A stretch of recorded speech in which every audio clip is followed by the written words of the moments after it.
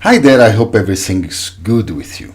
At one level, I can ask myself, what am I conscious of? Maybe I'm aware of the sounds of the street, perhaps I'm conscious of the cold.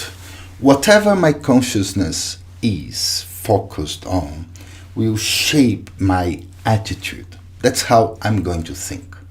And according to my thoughts, there will be my actions and words, my behavior, and ultimately the way I build my life. So, even though consciousness is invisible, I can understand what it is by observing the visible behavior, words, and actions. If something is wrong in our lives, normally we try to fix what's visible, but that's like removing weeds without pulling out the roots. They will grow again, okay? So consciousness is the ultimate root of all good things and unfortunately the bad things too. Well, technically it's not the roots themselves, okay? Consciousness belongs to the domain of the buddhi, the intellect, our capacity to make decisions, the faculty that defines who you are at a given moment. For instance, if you are both a mother and a manager, when you are at the office, your intellect directs you, all your energy towards your work, avoiding unnecessary talk and thoughts about your children. When you are at home, it does the same in the opposite direction. Or at least that's the idea. The intellect is fed by three things: what your mind thinks and feels, your thoughts, feelings, emotions, and sensations. Your past experiences, they are related to what you are doing. So that's the second thing. And third, knowledge, real and valid knowledge, or at least what you consider to be the truth. This becomes very useful when you want to make a change. Let's say you want to change, the way you manage your office. Maybe to increase profits or improve the atmosphere, the climate of the office.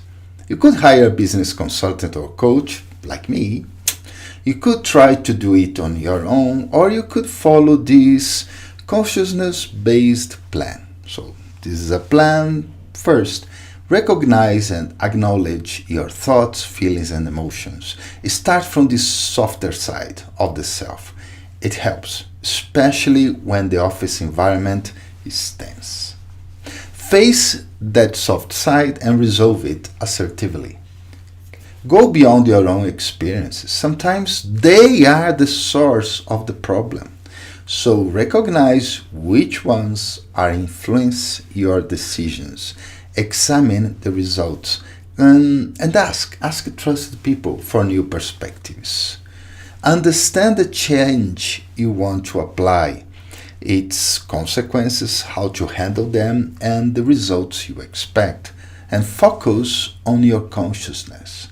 Since it's invisible, you need to let go of external stimulation and go deep into reflection or meditation.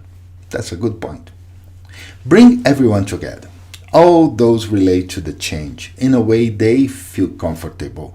It may be one-on-one or in a group, virtually or in person. Create a space for dialogue, talk, listen, explore ideas, and evaluate situations or solutions. Make a decision. Maybe. If the change could cause discomfort or trauma, take it by step, even baby steps will move things forward. Still, it's ideal to have a meaningful action or dialogue, something that marks a new beginning. Make a decision if a change is needed and it's not traumatic. Start planning immediately or even acting. Make a decision if you decide not to change and you still feel a change is necessary. Go back to step one. Start all over again. This step-by-step process works in many areas of life. It's a practical shortcut to change your consciousness, to reach the root, and it's deep enough to last. Because in the end, a change that starts from consciousness doesn't just adjust behavior, it reshapes reality. So, in this way, you are understanding consciousness in a deeper level because you are taking an action, a change in your office, and you are exploring it until you are able to change it. You can use this as a template for anything you want in terms of your consciousness. So, improve a relationship. It can be manage health issues, make better friends, even meditate. First, by exploring whatever subject it is, recognize the soft part, thoughts, feelings, emotions. Second, challenge your experiences. Understand the change or reassurance. Meditate or reflect, and if it applies, get other people together. He'll change step by step. If you're trying to confirm something and it's really not okay, think of the change and go back to step 1. Normal change, plan and start. Your confirmation is fine? Good. Need change, but it looks like all is okay, but go back to step 1. After all, your consciousness is what you really are.